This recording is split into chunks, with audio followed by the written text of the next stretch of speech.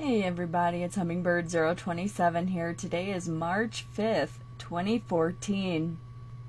Heading over to the earthquake watch, had a 4.5 in Alaska, also seeing a 5.0 in Avalon, California. That was a pretty significant earthquake. 4.3, 4.2 Mexico, also a 4.6 in Peru, seeing a 4.9 in Visayas Islands, also a 4.6 Australia. Europe and the Middle East, very quiet today. That's kind of eerie. 6.3 Vanuatu. Very interesting that we are starting to see magnitude 6 earthquakes again. Wanted to mention a quick thought here before I start with the news. There's a gentleman here on YouTube called Terral03. I know many of you do not like this man whatsoever. And folks, I am not promoting his theology whatsoever.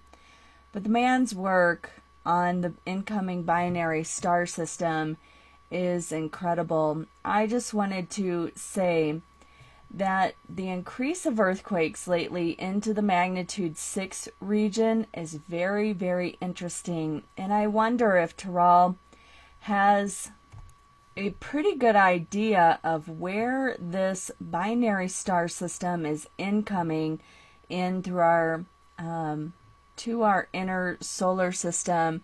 So he has been giving a predicted earthquake event around May 17th. And I'm finding it very interesting after I've been watching him for the last several years. And I do not subscribe to his theology, folks. I'm just looking at his research into the binary star twin, which he calls the dark star. But I think it's very coincidental that we are starting to see magnitude 6s again. And now we are swinging around in alignment. Just as he had been predicting. So folks, do your own research on this and be discerning when you listen to him, but you'll have to look him up on YouTube yourself. I just wanted to give everybody a heads up because I'm seeing the increased earthquake activity going into the magnitude 6s now, and we could start seeing magnitude 7s here very shortly. That's a huge indicator that we are coming into an alignment with something. The evidence is burgeoning, folks, and just wanted you all to know that I do believe in the binary star twin. I've read it in the Bible, and if you are interested in any more information I have about this object, please look to the description box below where I've done several different videos that discuss my beliefs, how I came to believe in the binary star object, and such. So folks, I think I will start off the newscast with this absolutely underreported news.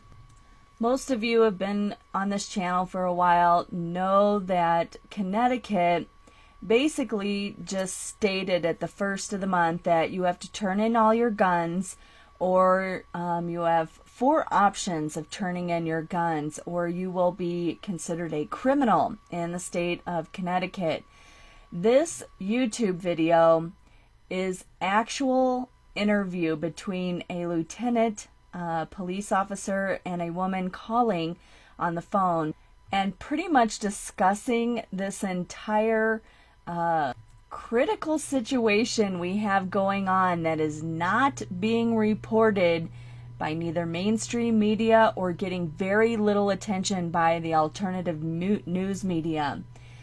What was very disturbing, and I'm only 4 minutes into this almost 8-minute video, folks, is basically the lieutenant officers stated that yes, if a call to a door-to-door gun confiscation was ordered, that these officers would do that. And the woman asked the gentleman whether or not he upheld his oath that he took to defend the Constitution. And he basically stated in so few words that It didn't matter what the Constitution said. It only matters what the Supreme Court and the laws say, and that's what he would uphold. So, folks, we are getting very, very close.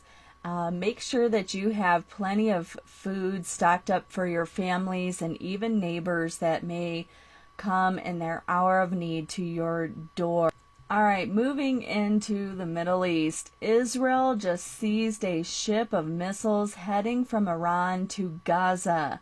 Navy intercepts shipment of medium-range missiles near Sudan, says Israel has proof of Iranian origin.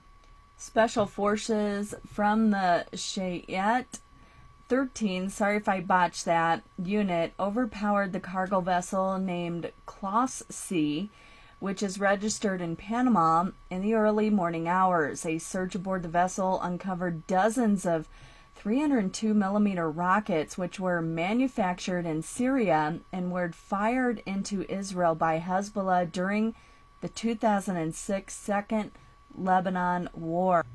The officer said that the rockets originated in Syria, were loaded onto airplanes at the Damascus airport, from which they were transported to Iran. There they were boarded onto the cargo ship, which set sail about 10 days ago en route to the port in Sudan. And watching Hezbollah very closely and the destruction of Tyre, the Lebanese Hezbollah is about to turn Israel's northern border into an active war front. Early on Wednesday, Israeli patrols sighted a group planting a roadside bomb at a Syrian-Israeli border fence near Merom HaGolan. The patrols opened light arms, then tanks, fired on the miscreants, and reported hitting targets. Only 5 days ago, Hezbollah launched 2 rockets against the IDF Golan post, causing no harm. The explosion resounded across the Golan and Upper Galilee.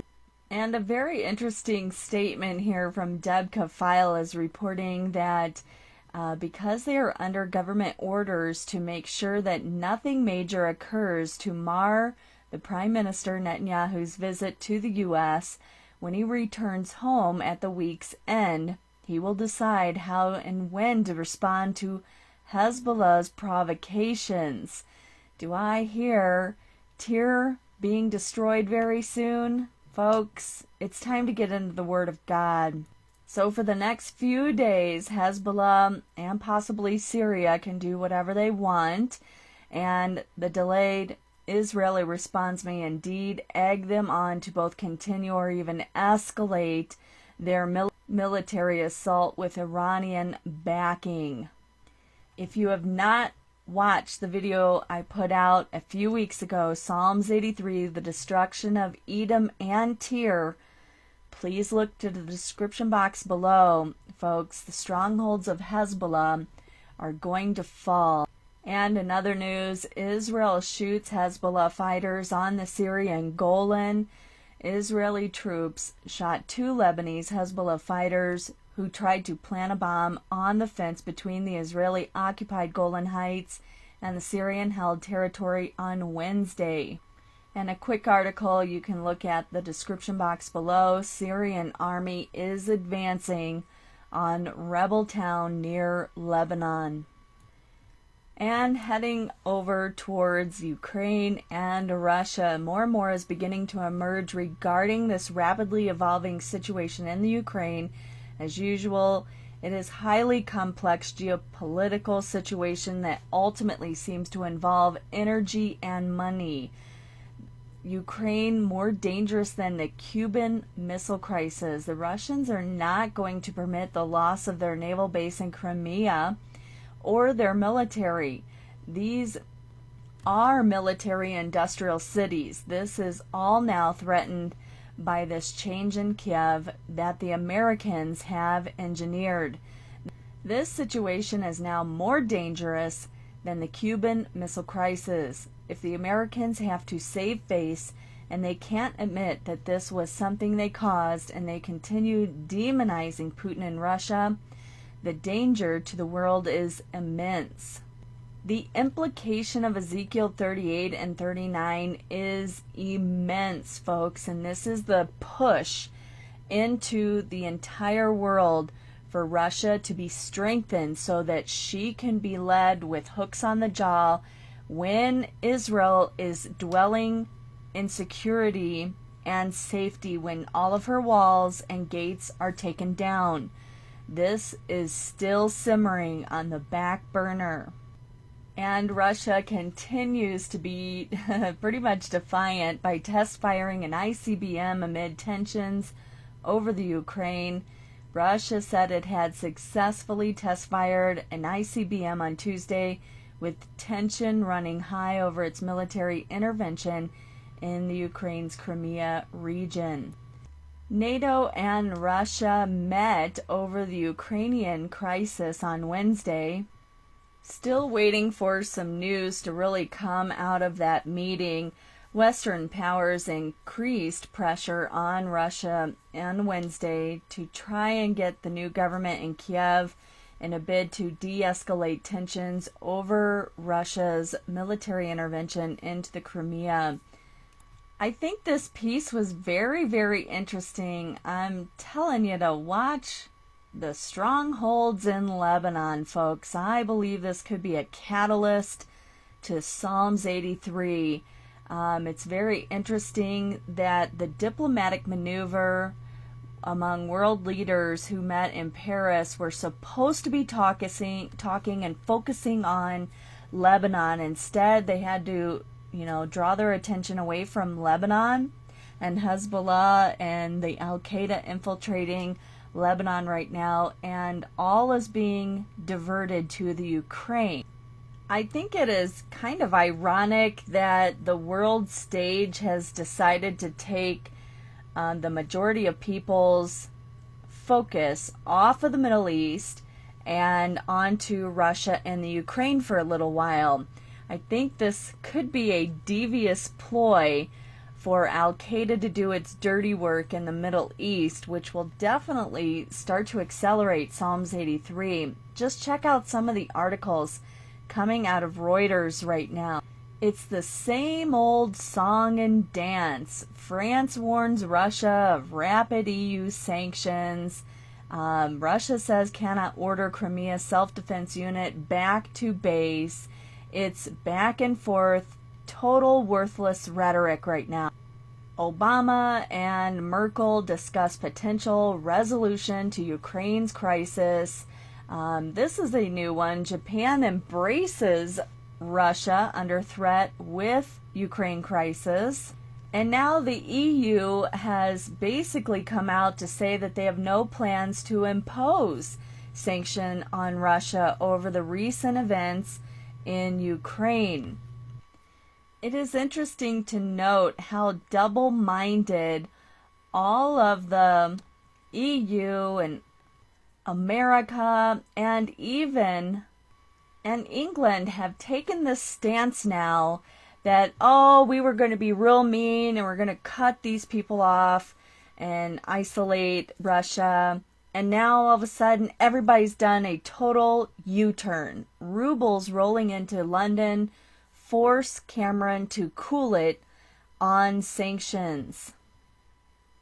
According to this article coming out of the week, in the description box below, the City of London would lose billions in trade. Germany is lucrative market for BMWs and Mercedes. Seriously, folks. And France, its sales of champagne and luxury goods. If the world leaders pulled the rug or pulled the plug, either way, Russia over Ukraine, they would be cutting their own necks.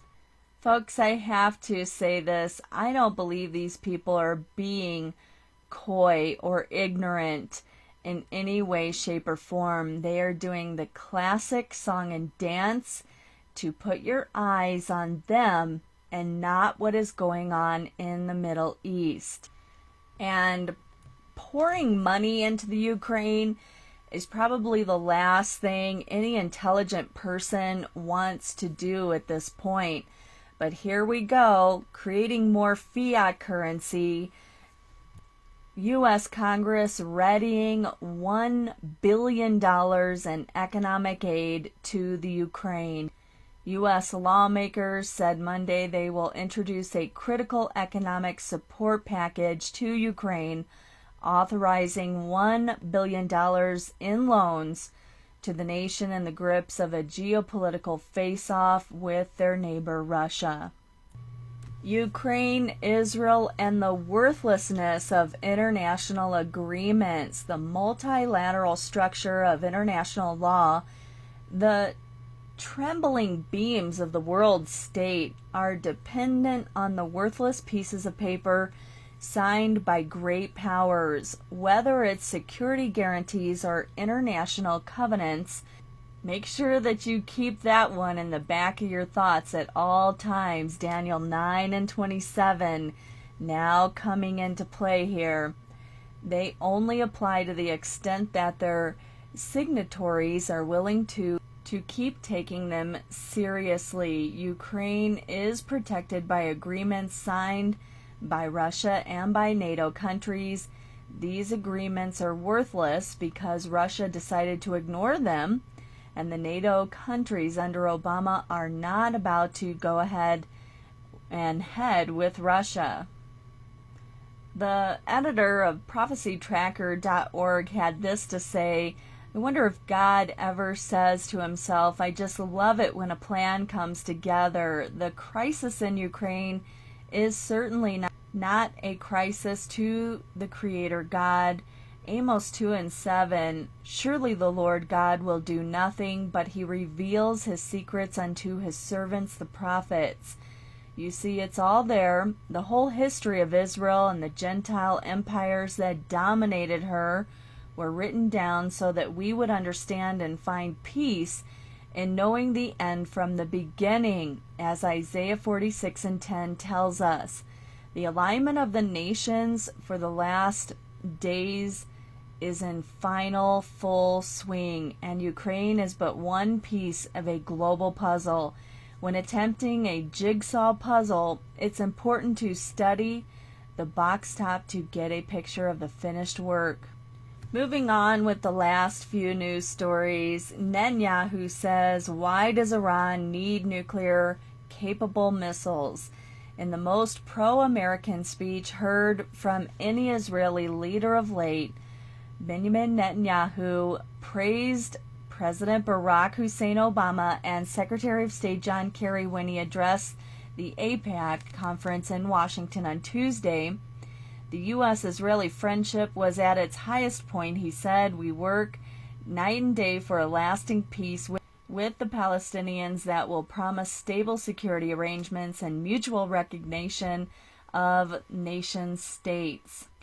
Calling again on the Palestinians to acknowledge Israel as the Jewish national state, referring to Abbas's proposal for the deployment of international forces on the West Bank and Jordan Valley. The Prime Minister says, we will not gamble with our security. On Iran, Netanyahu asked, if Iran has nothing to hide, why are the UN inspectors denied access to its nuclear facilities, and why does it instead insist on developing ballistic missiles whose only use is the delivery of nuclear-armed weapons? And Obadiah still staring us in the face. Chairman of the Joint Chiefs of Staff, General Zabin, on Wednesday began an official visit to the U.S., during which he will lead the Jordanian military delegation at meetings to discuss bilateral military cooperation. The Army Chiefs meeting will cover joint military coordination efforts, training and exercises, as well as Jordanian-American ties. Folks, there's some interesting things going on in the Middle East right now. Anger over Qatar's policies fray GCC union as envoys are pulled. 3 Arab countries recalled their ambassadors from Qatar over its perceived meddling in regional affairs. This is an unprecedented move that rolled region Regional markets of concern the 6-member Gulf Cooperation Council is fraying. Saudi Arabia, the United Arab Emirates, and Bahrain pulled their ambassadors to protect, catch it, security and stability. The country said that the joint statement. The decision follows a foreign minister meeting in Riyadh on yesterday when failed to persuade Qatar from stop supporting anyone who threatens the security and stability of GCC countries. And the Pope, trying to appear very pious. Pope is offended by his own myth and mystique. Pope Francis finds the hype that is increasingly surrounding him offensive. According to an interview published on Wednesday, even as the Vatican itself is marking the anniversary of his election with commemorative stamps and coins and a DVD with never-before-seen footage of the Pope. Francis said that he does not appreciate the myth-making that he is seen as depicted as a super pope. Seems like the whole world is going crazy after this man, folks. Don't cling to mankind. Cling to Jesus Christ, the Son of God. Christian Conference invites terror-linked Palestinian officials.